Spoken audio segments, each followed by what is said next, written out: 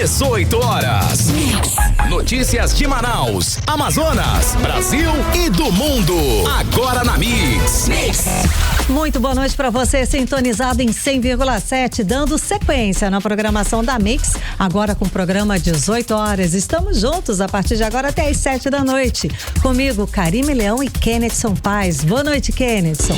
Olá, Karime Leão, muito boa noite para você. Boa noite a todos que acompanham aqui a nossa programação da Mix. E, gente, para participar do programa 18 horas é muito fácil. Basta apenas você mandar pra gente uma mensagem de texto no nosso Instagram, @18horasnews. Também manda pra gente lá no chat do YouTube. Procura lá 18 Horas News no YouTube, que também vai encontrar a gente aqui ao vivo e a cores, né, Karine? Exatamente. Manda sua mensagem de texto, fala pra gente o que você pensa a respeito dos assuntos que a gente aborda aqui, dá sua sugestão também de assunto. Segue lá a gente também nas redes sociais. No @18 Horas News. 18 horas. Trânsito. E vamos saber como é que está o trânsito na cidade de Manaus, agora às 6 horas e 5 minutos, com o repórter André Meirelles. André, boa noite. Então, começaram a funcionar hoje 17 radares que vão fiscalizar avanço de sinal vermelho e parada sobre a faixa de pedestre. Conta mais sobre isso. Boa noite, André. É isso mesmo, e eles já estão fiscalizando o avanço de sinal vermelho, parada sobre faixa de pedestre e circulação irregular de veículos pesados. Muito boa noite a todos. Olha, o IMU, que é o Instituto Municipal de Mobilidade Urbana, diz que dos 17 equipamentos, 16 já estão monitorando o avanço de sinal vermelho e a parada indevida sobre a faixa de pedestres. E tem um que é diferente de todos os outros. Ele indica veículos pesados por meio da análise de eixos, massa metálica e rodagem dupla. Então esse fica na rua Maceió, ali nas proximidades da rua Fortaleza, no Adrianópolis, na zona Centro-Sul. E agora vem a parte que você precisa saber, você ouvinte, onde estão os outros radares. Bom, na zona oeste tem radar na Avenida Compensa com a Avenida Brasil. E tem no cruzamento da Avenida Brasil com a Coronel Cirilo Neves, com radar nos dois sentidos também. Um para quem segue para a Ponta Negra e outro para o Santo Antônio. Na Zona Sul, no Japim, a região concentrou o maior número de equipamentos. São 5 radares dos cruzamentos da Avenida Rodrigo Otávio com a Avenida Tefé e com a rua cobrindo os dois sentidos da via. Na zona Centro-Sul, no Adrianópolis, tem radar na rua Maceió com a Salvador e com a Nossa Senhora das Graças na rua Maceió com a Avenida João Valério. No centro, a área ganhou reforço em 3 pontos. Avenida Álvaro Maia com a rua Emílio Moreira, na Praça 14 de Janeiro e também com a rua Major Gabriel e com a rua Santos Dumont com radar nos dois sentidos da via. E na Zona Norte, no Santo Antônio, radar na Avenida Padre Agostinho com o Martim com a Avenida Brasil. E na Zona Leste, no São José Operário, tem 2 radares. Na Avenida Altaz Mirim, com a rua Ariba e com a rua Itagiba. E o que mais chama a atenção é o motivo de tudo isso. Segundo o IMU, 4 importantes corredores da cidade não tiveram nenhum registro de vítima fatal entre janeiro e maio desse ano, comparado com o mesmo período do ano passado. Por exemplo, as avenidas do Turismo, São Jorge, Tefé e Newton Lins zeraram as mortes do trânsito, ou seja, com essa fiscalização eletrônica, o IMU divulgou que isso já vem salvando vidas. E o IMU reforça que os radares têm função educativa e preventiva.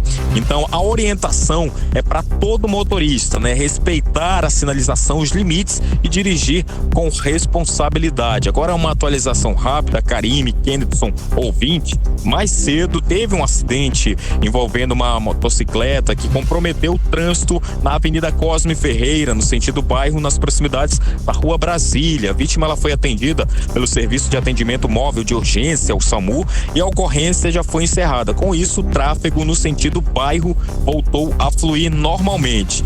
Já no sentido contrário, para quem segue em direção à Bola do Coroado, o trânsito ainda é carregado com um grande número de veículos na via. E uma atualização de trânsito que a gente passou agora, nesse momento, é pela Avenida André Araújo, no sentido Bola do Coroado. O motorista também encontra trânsito congestionado com lentidão em diversos trechos. A gente segue acompanhando o trânsito da capital amazonense. Daqui a pouco a gente traz mais informações. mais. Volto com vocês. Muito obrigada pelas informações, André Meirelles. Atenção motorista, 18 horas, a notícia completa. Atenção, você motorista por aplicativo de carro ou moto ou taxista, já está sabendo da nossa promoção que a Rádio Mix aqui em parceria com a distribuidora Atem, que te dá 40 litros de combustível de gasolina por dia, gente. A ação, ela é a notícia completa do programa 18 horas com a gasolina Ativa Max da Atem. Gente, para participar é muito fácil, é só mandar um áudio de 30 segundos para o WhatsApp aqui da Rádio Mix Manaus, que é o 92993121007, 92993121007, respondendo a seguinte pergunta, olha lá: por que você merece ser o ganhador da promoção, a notícia completa do programa 18 horas com a gasolina Ativa Max da Atem?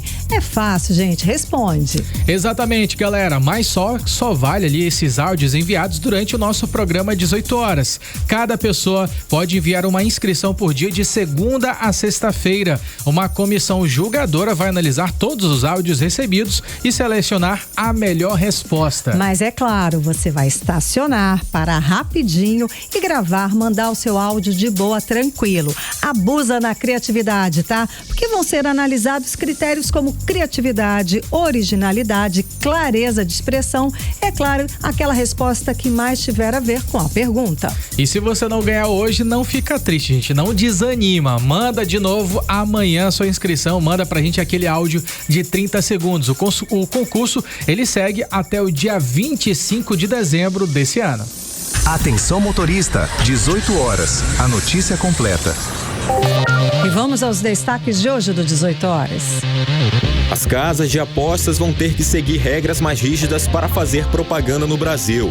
Eu, André Meirelles, trago os detalhes das novas regras publicadas pelo governo federal, que obrigam as bets a exibirem alertas sobre os riscos do vício em jogos e proíbem propagandas que prometam lucro fácil ou incentivem as apostas como forma de ganhar dinheiro. E na política, eu, Kennedson Paes, falo sobre as convenções eleitorais que começam no dia 20 e devem definir a disputa no Amazonas com Davi Almeida, Omar Aziz, Roberto Cidade e Maria do Carmo na corrida pelo governo. O Rio Negro entrou em processo de vazante há mais de 2 semanas. Eu, Vanessa Lima, explico por que especialistas afirmam que o cenário atual é considerado normal e sem previsão de seca histórica para o Amazonas. 18 horas. Esses e outros assuntos, os destaques mais importantes do dia, a partir de agora para você que sintoniza a 100,7 no programa 18 horas de hoje, segunda-feira, dia 13 de julho de 2026. Você está ouvindo 18 horas. E vamos começar o 18 horas com a seguinte pergunta: você amazonense sabe quanto já pagou de imposto? Pois bem, eu te respondo. De 1º de janeiro até hoje, 13 de julho, foi mais de 26 bilhões 929 milhões de reais em impostos pagos por nós contribuintes. Foi o que a gente pagou, né, para o governo federal, estadual, municipal, com impostos, taxas e contribuições, isso incluindo multas, juros e correção monetária. Os dados são do impostômetro. E o impostômetro, gente, é uma ferramenta criada pela Associação Comercial de São Paulo e pelo Instituto Brasileiro de Planejamento e Tributação, que calcula e exibe em tempo real o valor total arrecadado em impostos, taxas e contribuições pagos pelos brasileiros aos governos federal, estadual e municipal. O impostômetro físico fica lá no Centro Histórico de São Paulo, tá? E a contagem também pode ser acompanhada online, através do portal. Ali você vê com detalhes, cidade, todos os estados, o Brasil inteiro, enfim. O objetivo desse painel de impostos é conscientizar a população sobre a alta carga tributária que a gente paga aqui no Brasil e, é claro, incentivar o cidadão a cobrar do poder público um melhor retorno na forma de serviços essenciais como saúde, educação e segurança. Não sei se é para motivar ou para deixar a gente em pânico, né? Não, a ideia é que a gente cobre, né? Pra gente ter essa noção do quanto que a gente paga e de como a gente tem que fazer esse papel de fiscalização, né? Com certeza, Caribe, é um impostão muito Detran ele considera todos os valores e o sistema ele usa dados oficiais fornecidos por órgãos como a Receita Federal, a Secretaria de Tesouro Nacional, a Caixa Econômica Federal e também o IBPT. Em todo o Brasil, esse número já passa de 2.179 bilhões de reais, ou seja, dinheiro que o cidadão deve cobrar que seja investido, como você disse, Karime, na saúde, na educação, na segurança pública. Agora, que é um susto, mesmo, como você falou. Você falou, não sei se é pra gente cobrar ou pra gente assustar, mas a gente assusta mesmo. Porque pra gente se revoltar, na realidade. Também, porque existe uma grande falta, né, do governo, de modo geral, que esses valores que são tão arrecadados sejam investidos na vida real da população, né? Exato, que a gente receba esse benefício aí, essa troca, né, no dia a dia. Seria tão bom, né? Poxa, perfeito, porque a gente vê a carga tributária que o brasileiro paga é uma das maiores, mais pesadas do mundo, gente. A estimativa do governo aqui do estado do Amazonas, vamos voltar aqui para o nosso estado, era arrecadar com esses tributos até agora pouco mais de 17 bilhões de reais nesse primeiro semestre. E já somamos mais de 26 bilhões de reais. Uau. Só o estado do Amazonas, tá? A equipe do 18 Horas, o nosso repórter André Meirelles foi às ruas para perguntar para a população, né? O que eles acham, se esse dinheiro está sendo bem investido nos impostos, se a população está tendo esse retorno, enfim. Vamos ouvir o que a gente ouviu, o que as ruas falam a respeito desse assunto. Então, Karine, Kenderson e ouvintes, muito boa noite a todos. A gente está aqui nas ruas da capital amazonense para saber a opinião da população. Se esses 26 bilhões de impostos arrecadados estão bem aplicados ou não. Quem vai dar essa opinião para a gente é o Adilson Souza, ele que é advogado. Esses impostos estão bem aplicados ou faltam melhorar? Bom, precisamos de uma melhoria muito grande, né? A gente observa que nós precisamos de mais segurança, de saúde, de educação, né? O Estado precisa aplicar esse dinheiro de forma correta, né? As pessoas, elas são um pouco leigas, elas imaginam que tudo está sendo aplicado e não está sendo, né? É um pai de família que precisa de uma cirurgia e o Estado demora muito para que essa pessoa possa fazer uma cirurgia. O SUS é caro, né? A educação é cara, então precisa sim ser aplicado de forma correta esses impostos que são recolhidos pelo Estado, né? Eu tô aqui com Givaldo. Isso. É que a gente percebe, a percepção que a gente temos é que falta estrutura, que nós no estado do Amazonas, a insegurança é muito grande, a gente anda pelas ruas, a gente percebe as pessoas vulneráveis. Nós somos vulneráveis, nós somos cidadãos, nós percebemos a vulnerabilidade que a gente tem no nosso estado. Em questão da saúde também, a gente percebe as filas na cirurgia no nosso estado do Amazonas. A gente percebe uma grande espera, uma demanda enorme de cirurgia. A segurança é muito instável. A gente está num país que a arrecadação de 26 bilhões não tem retorno diretamente para a população em si. Meu nome é Ivone Nascimento. Eu acho que os impostos estão muito altos. Muito alto, tudo. Mas ainda assim, a senhora acha que mesmo estando alto, está resolvendo alguma coisa, está sendo bem aplicado, não? Não. Com aí porque falta muita coisa para fazer. Os que recarda muito e faz pouco. O meu modo de pensar é isso aí. Porque eles fazem muito, a gente paga muito e não tem nada contribuindo pra gente. Darcy Duarte. Se a senhora pudesse investir, dizer assim, eu vou pegar esses impostos e investir em alguma coisa, no que a senhora investiria? Primeiro que tudo na saúde. Aí depois eu ia vendo os outros casos. Vai ficar tudo beleza. Você está ouvindo 18 Horas.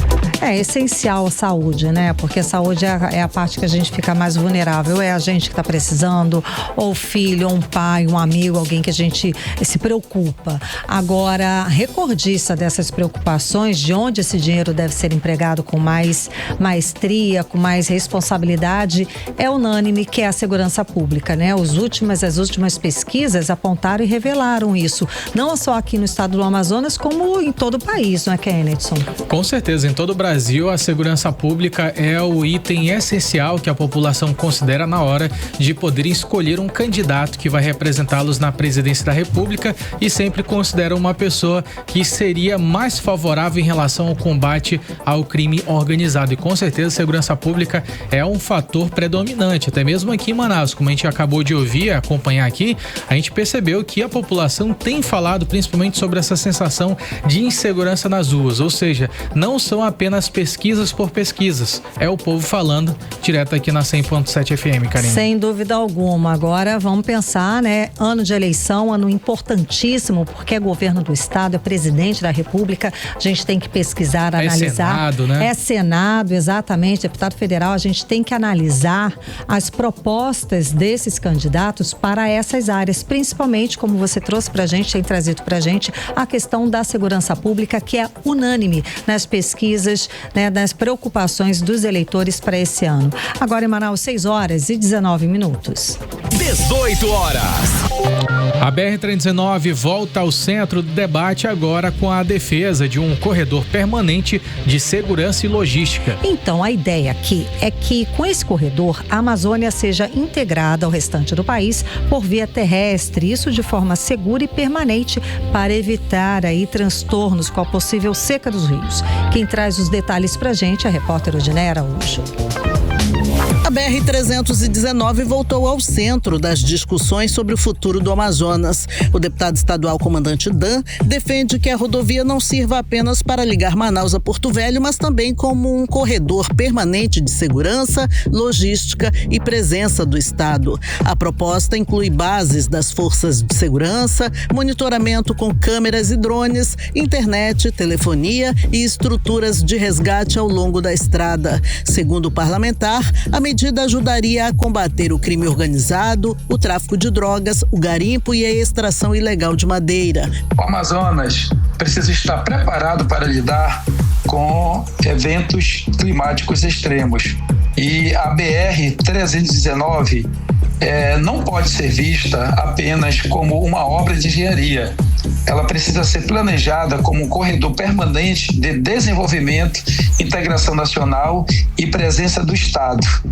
Nesse sentido, nós entendemos que aquilo que está sendo anunciado, por exemplo, pela Administração Nacional Oceânica e Atmosférica dos Estados Unidos, quando indica que nós vamos vivenciar um super El Niño, principalmente no período a partir de outubro de 2026, a partir dessa alternativa estratégica, nós podemos garantir o abastecimento do Estado durante essa estiagem que começa a se consolidar. De acordo com a agência norte-americana, o indicativo do Super El Niño aumentou de 66% para 80%. E com a possibilidade dos rios secarem consideravelmente esse ano e no começo do ano que vem, o tema voltou às pautas. Mas especialistas lembram que o desafio vai além do asfalto. É preciso conciliar desenvolvimento, segurança e preservação ambiental para que a BR-319 não se torne mais um corredor de problemas.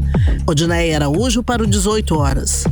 Você está ouvindo 18 horas.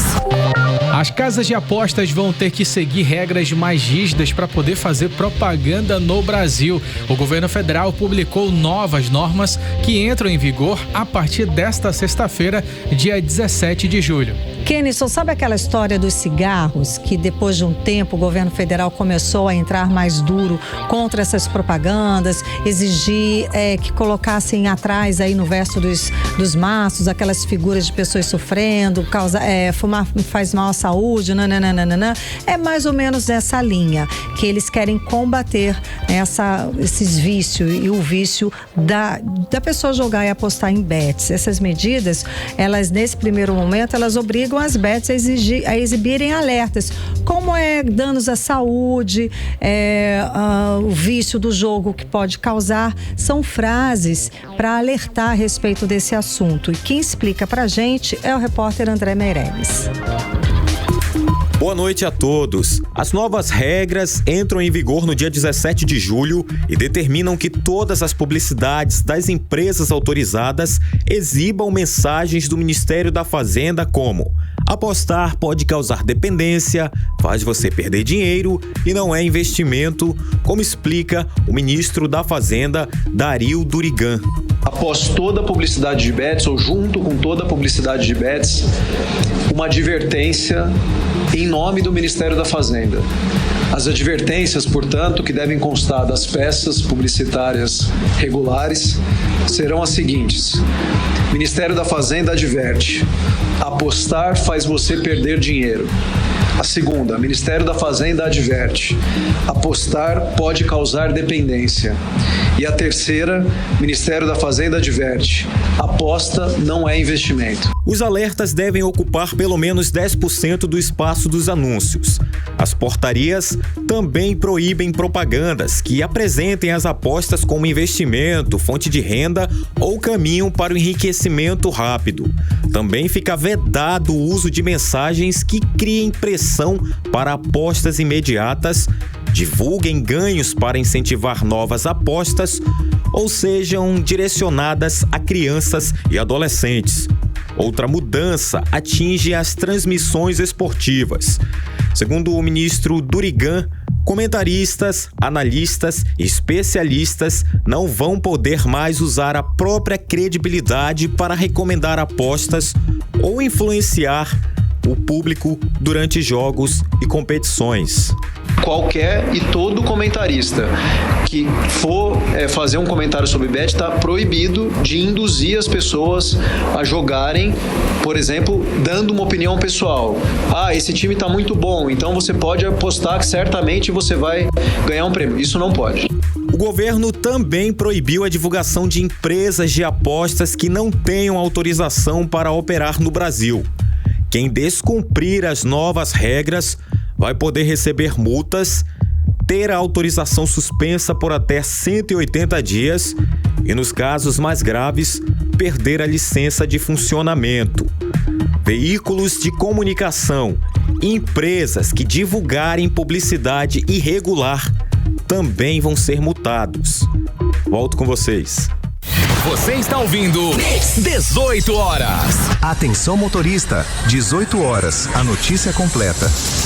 E aí, você já mandou o áudio aqui pra gente? Ainda não? Então, todo dia, aqui no programa 18 horas, de segunda a sexta-feira, de 6 da tarde até as 7 da noite, um motorista por aplicativo ou taxista vai ganhar 40 litros de gasolina Ativa Max Atem. Participe do concurso A Notícia Completa do programa 18 horas com a gasolina Ativa Max da Atem. Participa do 18 horas com a gente. É muito fácil, tá? Envie um áudio de até 30 segundos aqui pro nosso WhatsApp, que é o 92-99312-1007. 92 é o DDD. 99312-1007. Responda a pergunta simples, básica, cara. Tenho certeza que você vai arrasar na resposta. É o seguinte: por que você merece ser o ganhador do concurso A Notícia Completa do programa 18 horas com a gasolina Ativa Max da Atem? E capricha na resposta, viu? Usa bastante a criatividade, faz ali um enredo, prepara alguma coisa especial pra pode gente. Fazer um verso, uma rima. Pode fazer o que você achar legal. Chama os amigos pra fazer, pra participar e fica legal, hein? Pois é, manda pra gente um áudio de 30 segundos. Todos os dias a gente vai ter essa missão de julgar quais são aqueles melhores áudios, qual foi aquele áudio que foi muito mais criativo, melhor dicção ali na hora de falar, e com certeza, caso você seja selecionado, vai receber, né, Karime? Exato. 40 litros de gasolina. Exato. E no fim do programa a gente vai conversar com você, tá? Participa. Para, estaciona o carro, manda o seu áudio que a gente está esperando. Atenção motorista, 18 horas, a notícia completa. Trânsito. André Meirelles, conta agora pra gente como é que está o trânsito na cidade de Manaus, agora às 6 horas e 21 minutos. Volta para casa com fluxo diferente aqui nas principais vias da capital. No sentido bairro, Avenida Humberto Calderado apresenta boa fluidez com o trânsito seguindo dentro da normalidade. A Avenida Djalma Batista, o fluxo é concorrido com alguns pontos de lentidão ao longo do percurso. Na Avenida Constantino Neri, o início do trajeto é até mais tranquilo, mas o trânsito vai ficando mais lento ali à medida que o motorista avança pela via. Mas aqui voltando aqui na Avenida Humberto Calderado, tem uma boa boa fluidez, mas quando vai se aproximando ali daquele trecho da passagem de nível do V8 ali já o trânsito já fica mais concorrido pelo local. Volto com vocês. Muito obrigada pelas informações, André Meirelles. 18 horas. Entrevista do dia. E na entrevista do dia hoje vamos conversar com o ex-secretário municipal de Habitação e Assuntos Fundiários da Prefeitura de Manaus e pré-candidato a deputado federal pelo Amazonas. Jesus, muito obrigada pela sua presença aqui no programa. Tudo bem? Conta pra gente então como é que o senhor deixou a secretaria com boas ações, não é isso? Faz esse resumo de como esse é deixar. Balanço, né, faz esse balanço pra gente. Boa noite, Karime. Boa noite, Kenson. Tava até com saudade de muitas externas que ele cobriu ao longo de alguns anos. Muito bom ver você novamente, Kenson. Bem, a gente avançou bastante em políticas fundiárias em Manaus nos últimos anos e graças a Deus isso deve-se a parcerias que foram feitas de maneira efetiva. A gente não pode descartar e jogar fora aquilo que foi feito coletivamente. Então, ao longo de 3 anos, a gente conseguiu dar o tom do que nós chamamos da solução para um problema crônico em Manaus, que é a habitação. Olha, Kenson, quando alguém vai casar, qual é a primeira coisa que ela pensa? Quer uma casa. Quem casa, quer casa. Então, é onde tudo começa. Um dos maiores problemas que nós temos da desigualdade no país é a ausência de habitação. E note, Karime, em Manaus nós temos um dos maiores déficits habitacionais de toda a federação. Aqui em 2020, a Fundação João Pinheiro chegou ao número de 119 mil habitação deficitária. Ou seja, hoje, 2026, possivelmente nós temos mais de 130 mil habitações somente em Manaus deficitária. O que significa dizer? O aluguel muito alto, nós temos um dos maiores aluguéis, um ano excessivo de aluguel urbano, falta de habitação leva a ocupações irregulares ao longo de mananciais, de áreas verdes, de áreas públicas e também de áreas de terceiros, né? São problemas que são enfrentados por isso, por falta de oportunidades e políticas públicas.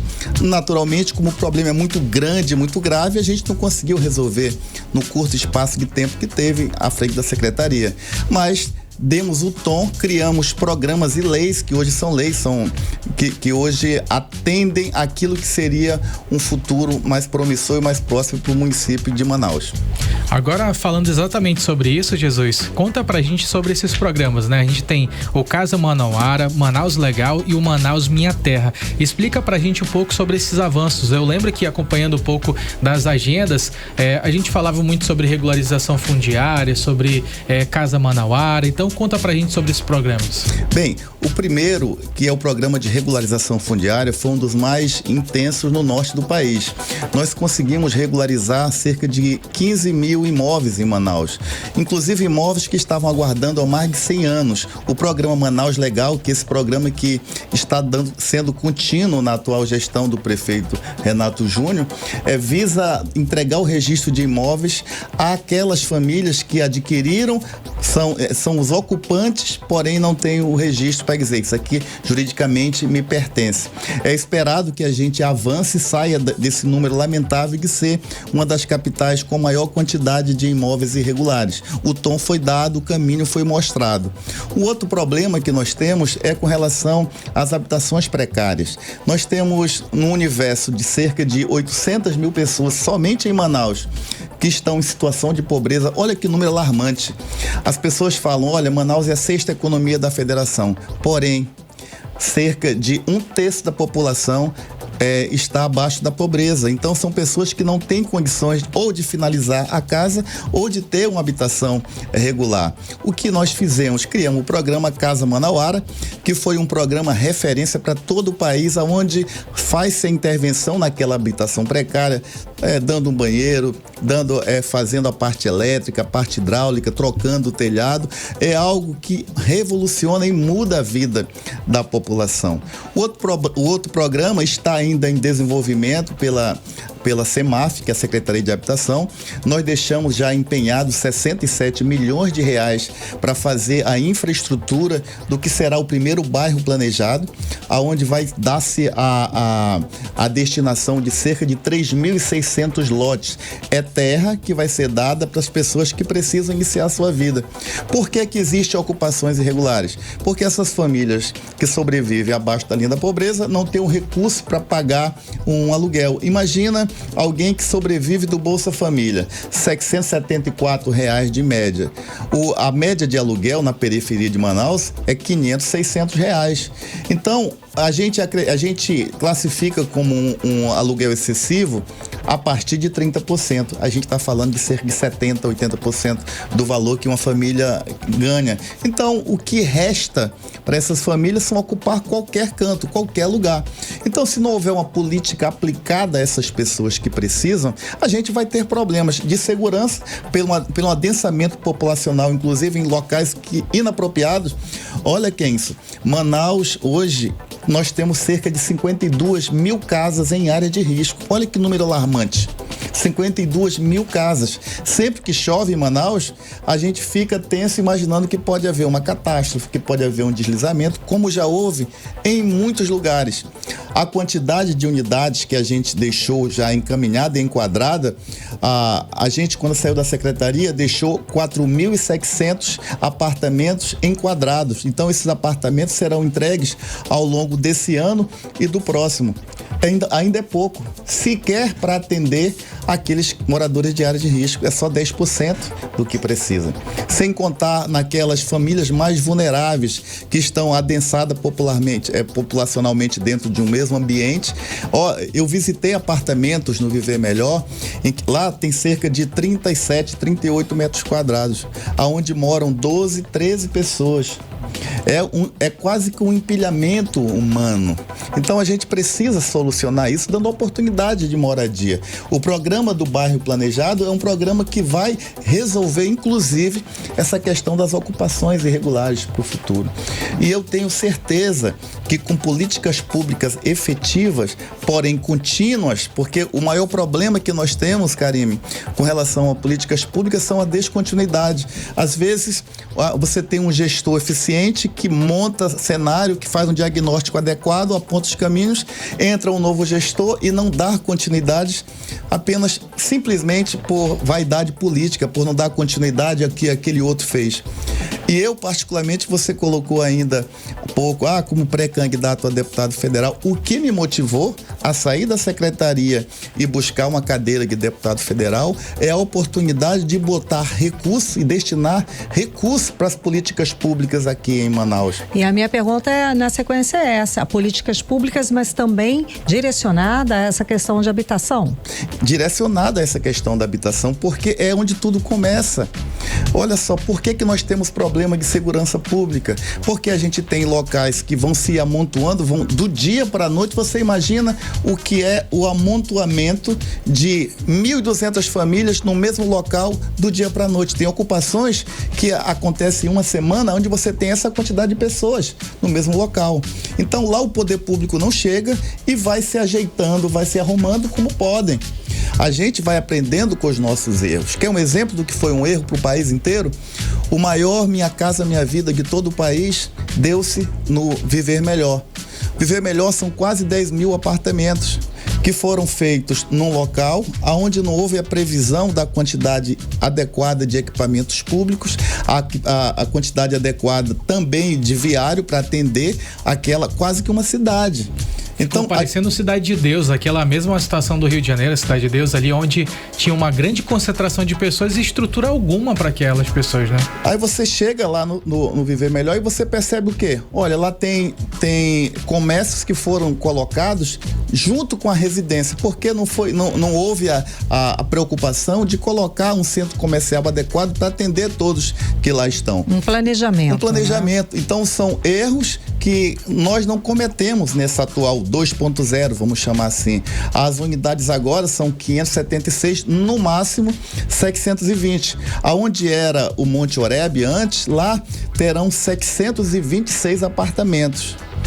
talvez vai ser o maior empreendimento que a gente vai colocar. Porém, hoje a realidade lá é diferente. Hoje já tem uma infraestrutura que dá condições da gente colocar essa quantidade de apartamento. Então, a ideia de gerir essa parte habitacional é mais do que necessária. E talvez algum dos nossos ouvintes estejam pensando, cara, mas então a parte habitacional, eu já tenho o meu apartamento, eu já tenho a minha casa, mas por que falar em habitação? Porque diz respeito ao dia a dia do nosso cidadão. Quando você pega e coloca uma quantidade muito grande de empreendimentos para uma região em detrimento de outros, você tem uma sobrecarga também no sistema viário. Então, planejamento estratégico é fundamental para a gente ter uma cidade organizada. E eu insisto, tudo começa a partir da habitação. E durante muito tempo, essa pauta da habitação foi perdida, foi esquecida. E Manaus pagou um preço muito caro por isso. Muita gente não sabe, mas Manaus foi a cidade que mais cresceu do censo de 2020, de 2012 até o censo de 2020. Nós crescemos cerca de 16% na média, enquanto a média nacional foi 6%. E é uma das cidades onde existe o maior número de favela. Exatamente, é a segunda cidade mais favelizada. Nós temos a quarta maior do país. Então, como se resolve isso? Com políticas públicas eficientes. Primeiro, fazendo um ordenamento urbano desses locais através de regularização fundiária, implementação de obras de infraestrutura para retirar certos lugares da situação de risco, implementação de equipamentos públicos nestes locais e também a previsão de um crescimento para locais estratégicos em Manaus, de maneira que a gente não passe pelo que tem passado nos últimos tempos, que é a ocupação de áreas verdes que vão causando uma degradação ambiental muito intensa e principalmente a geração de oportunidade para essas pessoas. Existe, Karime, invisíveis na sociedade, que são pessoas que às vezes não são olhadas e observadas. Eu vou dar um exemplo claro. Nós tivemos 2 grandes reintegrações de posse na última década. A primeira foi a reintegração do Cidade das Luzes, foi reintegrada e não se pensou aonde vai se colocar esse povo. Imaginou-se que eles iam morar na Ponta Negra, que eles iam para o Adrianópolis. Não, eles vão para onde dá. Se ocuparam o então chamado Monte Oreb. Monte Oreb 2020, uma reintegração de posse. Para onde foi aquele povo? Está a maior parte aqui perto da Ambev. Se houver novamente uma reintegração, é só questão de tempo para que ocupe outro espaço. Tem que ter políticas públicas que enxerguem essas pessoas, que deem oportunidade para essas pessoas prosperar. O amazonense não pode ser tratado como um cidadão de segunda categoria. Você vê que tremenda covardia que o resto do país faz conosco. Nós somos o estado que melhor preserva. Isso tem causado, inclusive, um prejuízo para a gente. Essa pobreza extrema que a gente enfrenta é falta de oportunidade para nossa gente. É falta de oportunidade na economia com relação até mesmo a um extrativismo familiar, até mesmo ao isolamento. Olha o que a gente tem sofrido com a BR. 40 anos para repavimentar. Não é pavimentar, não. É para repavimentar uma estrada. E uma hora alguém diz uma coisa, outra hora alguém diz outra, e querem tirar esse direito do amazonense, que é um direito constitucional, que é o direito de ir e vir. Então, para o amazonense, tudo é mais difícil. Quer ver um exemplo, Kenson? Observa o valor do Bolsa Família. O que se compra numa cidade distante como Ipixuna não é nem um terço do que se compra numa capital, do que se compra em São Paulo. Então, o cidadão que é beneficiado pelo Bolsa Família, e note, se ele está no Bolsa Família é porque ele está em estado de vulnerabilidade, ele está vulnerável. Só que para eles lá é muito mais difícil. Você imagina a dificuldade de quem mora numa comunidade de um município como Erunepé, que no Rabeta dá até 8 horas, da comunidade até a cidade. Ele gasta quase um terço do Bolsa Família para vir na cidade sacar. Ele volta para casa apenas com 1 quilo de sal, 1 quilo de arroz, 1 quilo de feijão. Esse tipo de pessoas precisa ser enxergada como cidadão de verdade. E isso parte também da gente prover a habitação adequada. Daí a importância do Minha Casa Minha Vida rural, da gente distribuir riqueza. O que é o Minha Casa Minha Vida? É uma forma eficiente de distribuição de renda. Porque você tira aquela família de uma situação extrema e leva dignidade. O que é também um programa de reforma de casa? É uma forma inteligente de distribuição de renda. A gente precisa, no Amazonas e em Manaus, de verdade, começar a enxergar essas pessoas e gerar oportunidade para essas pessoas. Isso me motivou a lutar por elas. Por isso que eu tenho uma bandeira muito clara, muito definida. Eu luto por habitação, melhores condições de vida. Agora, quando ainda há pouco a gente estava falando sobre faturamento, né, Karime, e arrecadação, o quanto a gente já arrecadou, e isso nos causa uma certa revolta, porque assim, ao mesmo tempo que o Estado arrecada demais, a nossa região amazônica sofre, até como o senhor acabou de mencionar, vários exemplos daqui da nossa região amazônica, e por isso a necessidade tão grande de nós termos representantes do Amazonas que mostrem para os demais deputados, os mais de 500 deputados lá, que a Amazônia existe e que existem amazonenses que têm os mesmos direitos. E eu gostaria que o senhor falasse pra gente sobre exatamente essa percepção de levar essa Amazônia para a Câmara Federal e principalmente também falar aqui, trazendo para Amazonas, quais que são os principais desafios da regularização fundiária.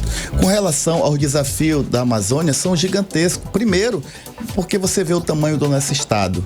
Aqui, o nosso estado caberia Rio de Janeiro e Pernambuco aqui dentro do nosso estado. Então, nosso estado é gigantesco, é colossal.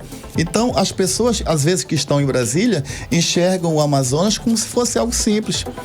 Exemplo, você tem o Vale Gás. O dinheiro do Vale Gás, que hoje está em cerca de R$126, não atende quem mora na cidade de Envira, que lá, por exemplo, é 160.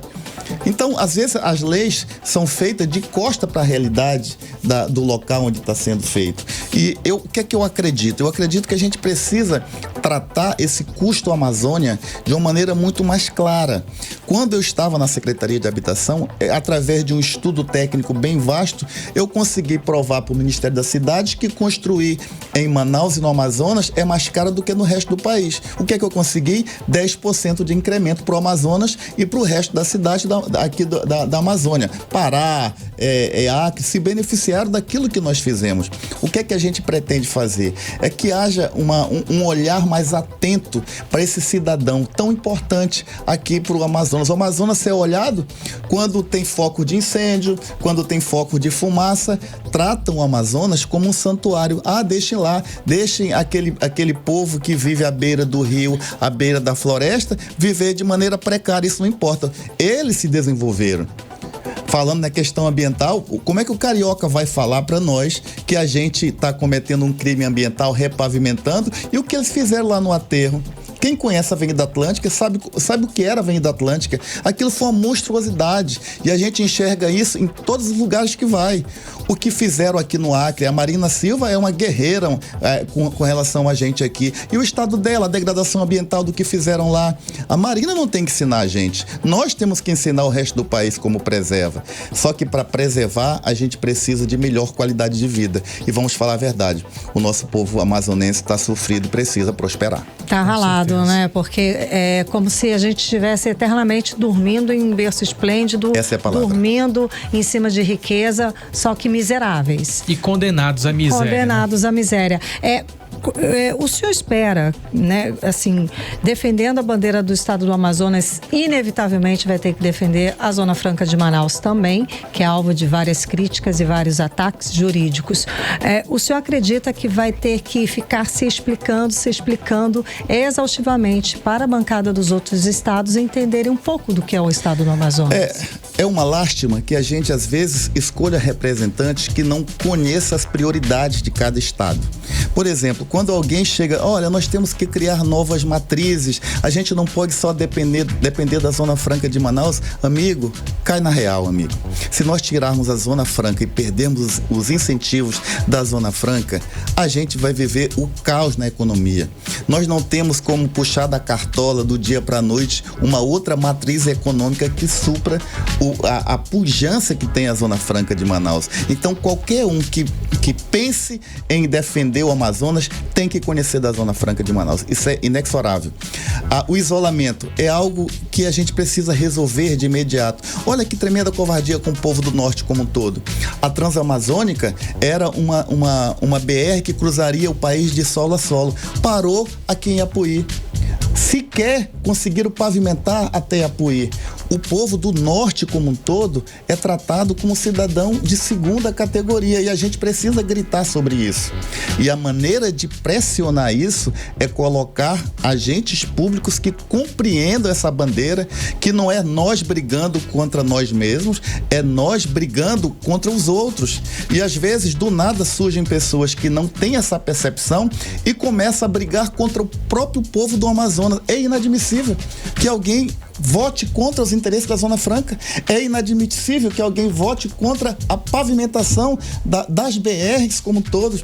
É inadmissível que se vote contra a possibilidade de botar habitação para o povo que precisa, de gerar mais habitação para o povo que precisa.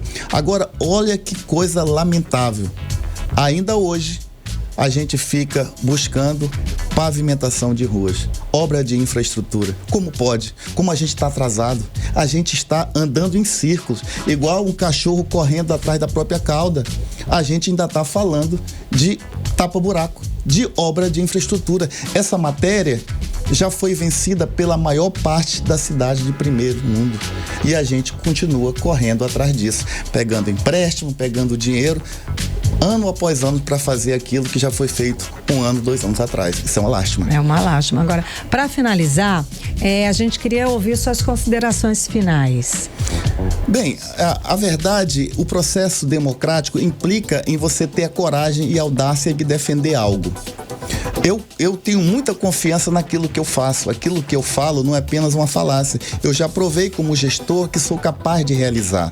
Eu tenho uma bandeira muito clara, eu tenho um discurso muito claro daquilo que é possível fazer e eu espero, nesse processo que é democrático, que as pessoas acreditem naquilo que eu estou falando. Se não tiver o êxito esperado, pelo menos as ideias são levadas em consideração. A política também é o ambiente para se discutir ideias e eu estou aberto a discutir ideias. Por isso que eu faço questão de salientar e agradecer o espaço que vocês me deram aqui para discutir essas ideias. Às vezes até outros políticos dizem, cara, o que ele está falando tem sentido, tem lógica. Então abre-se caminho para novos horizontes e o povo do Amazonas precisa de novos horizontes. Muitíssimo obrigada pela sua presença conversando com a gente hoje aqui no 18 horas. Muito obrigada. Obrigado, Kenson. Obrigado, Karime. Estamos à disposição. Conversamos com o secretário municipal de Habitação e Assuntos Fundiários da Prefeitura de Manaus e pré-candidato a deputado federal pelo Amazonas, Jesus Alves. Você está ouvindo 18 horas. Previsão do tempo. E agora, Manaus, 6 horas e 50 minutos. O dia hoje foi calorão, gente. Foi aquele calor, né, Karime? E eu passei o fim de semana inteiro achando que ia chover. Achei que fosse chover hoje de novo, mas nada, né, Kenny? Isso é o calorão mesmo, que chegou pra ficar. Não tá caindo chuva, não. Chegou pra ficar mesmo. Mas os detalhes vai ser o que eu vou falar, não, tá, gente? Vai ser a Vanessa Lima, que já tá aqui com a gente. Vanessa, boa noite. Conta pra gente como é que vai ficar a previsão do tempo ao longo desses dias. Muito boa noite a todos que acompanham a previsão do tempo aqui com a gente no 18 horas. Segunda-feira de muito calor, né, gente? Com máxima chegando aos 31 graus e aquele céu variando entre sol e muitas nuvens. A previsão para a noite de hoje aponta para tempo estável, com o céu parcialmente aberto e pouca ou nenhuma chance de chuva. E agora vamos falar sobre o clima de amanhã, 14 de julho, terça-feira. Segundo o Clima Tempo, a terça começa ensolarada e com aquele calor que a gente já tá bem acostumado. Mas no meio da tarde, as nuvens chegam, trazendo possibilidade de pancadas rápidas de chuva. E à noite, o tempo volta a ficar firme, com o céu aberto e sem chuva. A temperatura nessa terça varia entre mínima de 24 e máxima de 30 graus. E a umidade relativa do ar fica em torno de 97%. 18 horas. Política. E vamos agora com o quadro de política com Kennethson Paes. Kennethson, vamos lá. O prefeito de Manaus, Renato Júnior, ele testou positivo para a Covid-19 e vai cumprir o isolamento pelo menos nos próximos 3 dias. A gente aqui falou semana passada a respeito desse aumento no número de casos de Covid-19 aqui em Manaus e também no Ceará. Gente, presta atenção, tá? veja aí se a atualização da vacina está ok. Bom, mas voltando aqui para nossa política, mesmo afastado presencialmente, ele também continua despachando da mesma forma em casa, não é isso? Exatamente, ele não tá trabalhando home office, o nosso prefeito de Manaus, Renato Júnior. Ele começou a apresentar alguns sintomas nesse último fim de semana, como febre, dor de cabeça, dor de garganta e também bastante tosse.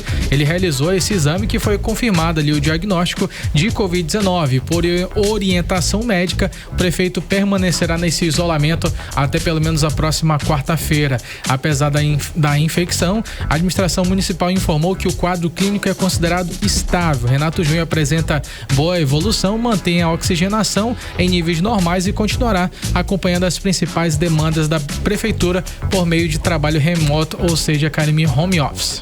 Então, agora falando de eleição, né, para governo, a semana que vem vai ser decisiva, tá? As convenções partidárias começam a definir os candidatos ao governo do estado, enquanto que nos bastidores o movimento deve estar frenético para alianças e acertos. Esse assunto é interessante, Karime Leão, porque tem muita coisa acontecendo nos bastidores da política amazonense, principalmente nessa eleição para o governo do estado do Amazonas. Essas convenções, como você mencionou, começam agora a partir do dia 20 de julho. Os partidos entram nessa fase de convenções quando eles apresentam os pré-candidatos, já passam a ser definidos de forma oficial, não dá mais para voltar atrás. Chegou na convenção e o seu nome foi apresentado, você vai até o final. A primeira grande convenção vai ser agora no dia 23, quando o Avante vai oficializar a candidatura do ex-prefeito de Manaus, Davi Almeida, ao governo do estado do Amazonas. Um dia, na verdade 2 dias depois, dia 25, será a vez do Partido Social Democrático, PSD, para confirmar o senador Omar Aziz como candidato ao governo do estado.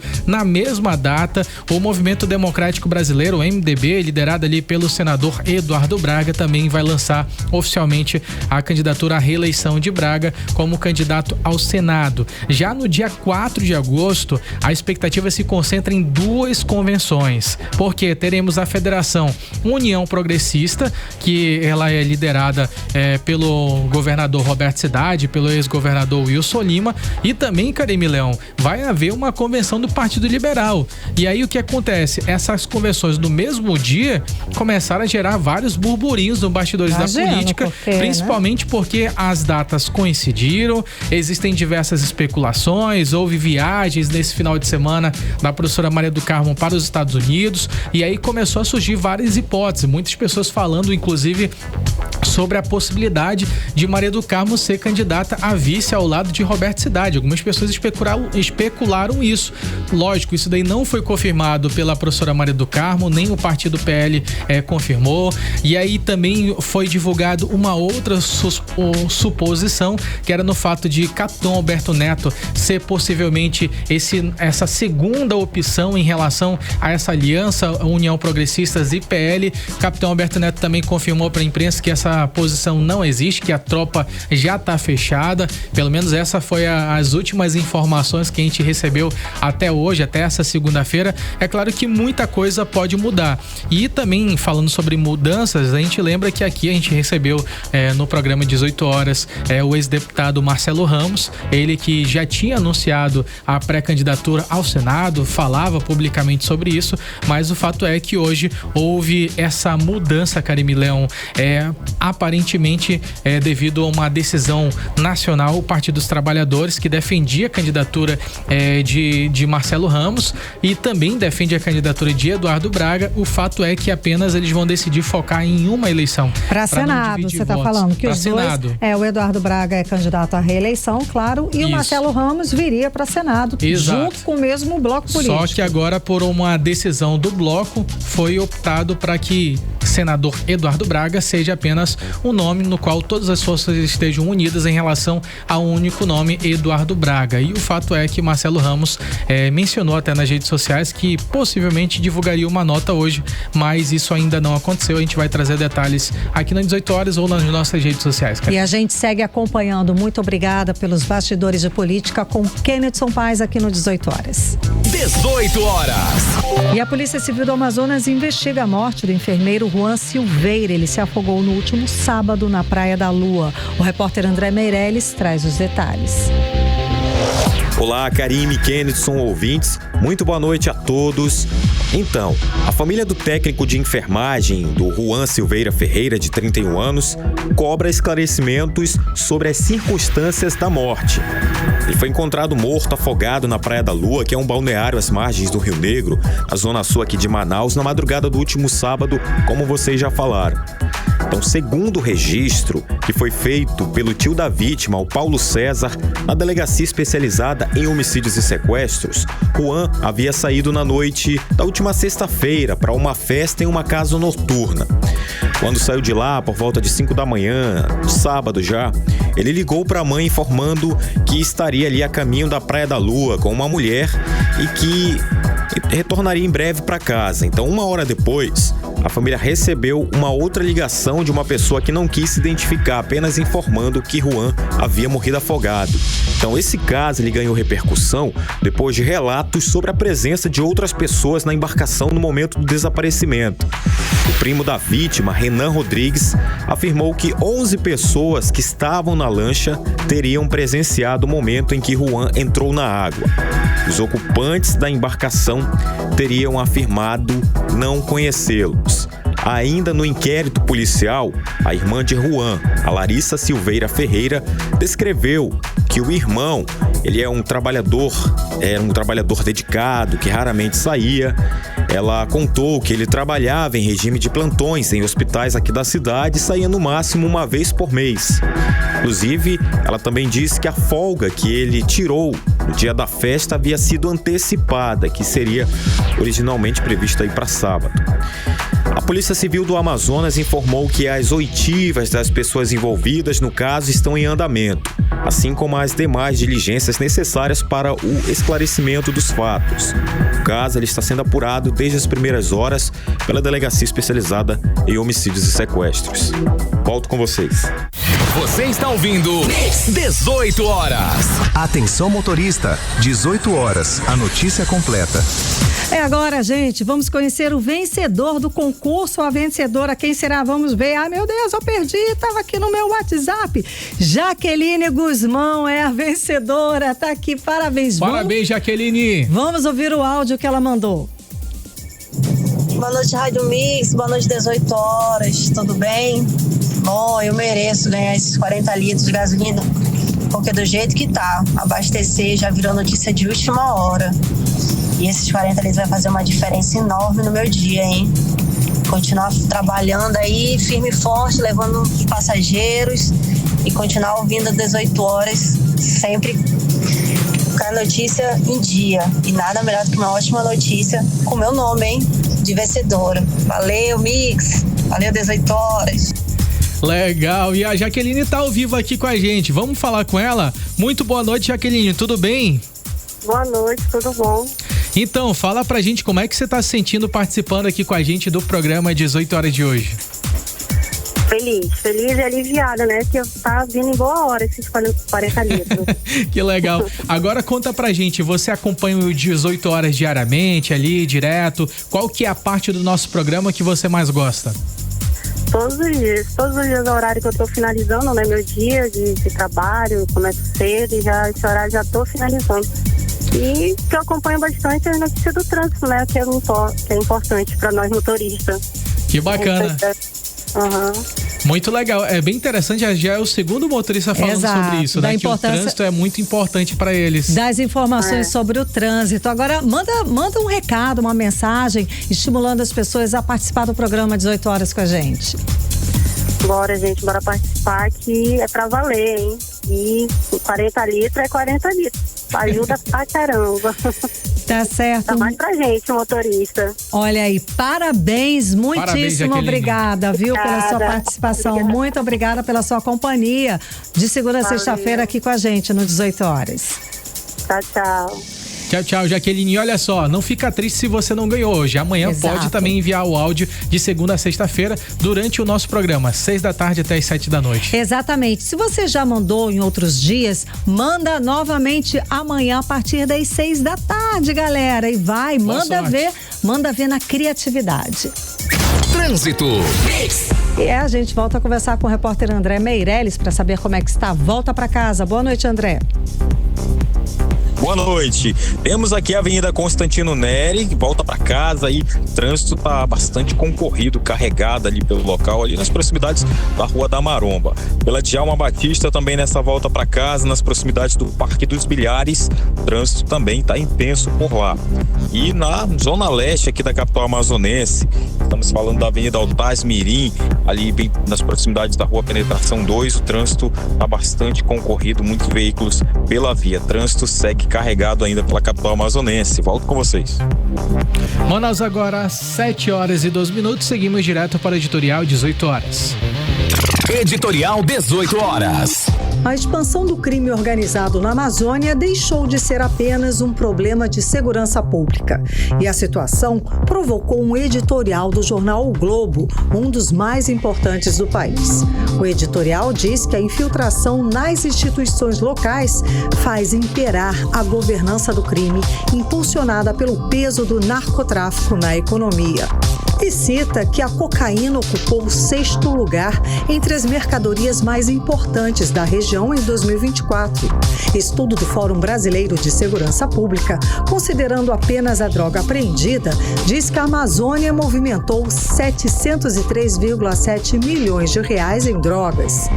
Considerando que esse valor representa 10% do total, deve ter transitado pela Amazônia carregamentos de cocaína no valor de 7 bilhões de dólares. Há hoje pelo menos 17 facções criminosas que atuam na Amazônia, entre elas as duas maiores, em alianças com grupos locais.